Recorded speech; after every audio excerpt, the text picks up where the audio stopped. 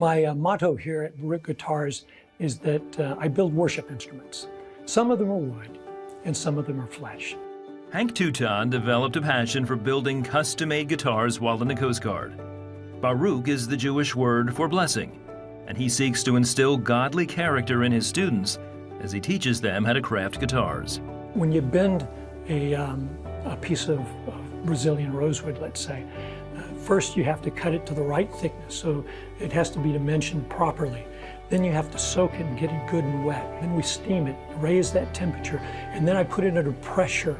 And you can see, very easily the analogy as to what God does in our life as He begins to form and shape us. Certainly God works in our lives, cutting out the dead wood and putting in what's really beautiful. As you sand a guitar, for instance, try to get out every one of the blemishes. We're actually encourage the guys to pray with me about the person who will have the guitar, that the Lord will work even as our sandpaper, polishing out every blemish of our life. Hank's shop is in a formerly abandoned railroad building in downtown Montgomery, Alabama.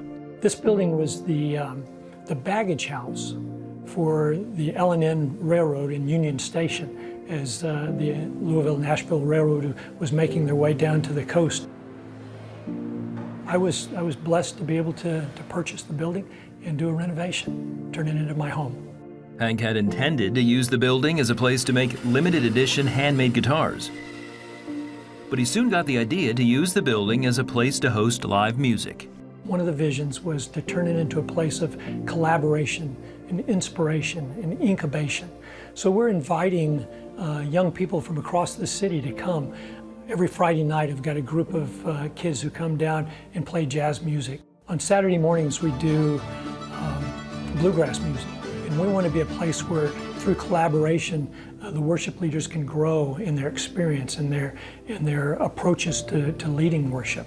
Also, several times a year, Hank offers people a chance to win one of the handmade guitars and uses the proceeds to support his orphanage and school in Haiti. Haiti has experienced tremendous hardships, politically, economically. COVID obviously has shut down the country. I chose to build a guitar to honor those students down there, those orphans, in order to bring a spotlight on their needs. Although Hank has had some health issues recently, he thinks God is not finished with him yet. I'm convinced that God still has things for me, and I think among them are the path that I'm on right now, building these instruments as fundraisers for various good causes. The orphanage for one, hospital for another, another Hope organization called Hope Heals is the third guitar that I'm going to do, and perhaps more. It looks like there are actually more on the horizon for me to build these guitars, do this sort of raffle for these amazing instruments, and raising money for these causes. Hank and his wife Brenda want to use the home and shop as a place to extend Baruk to the community.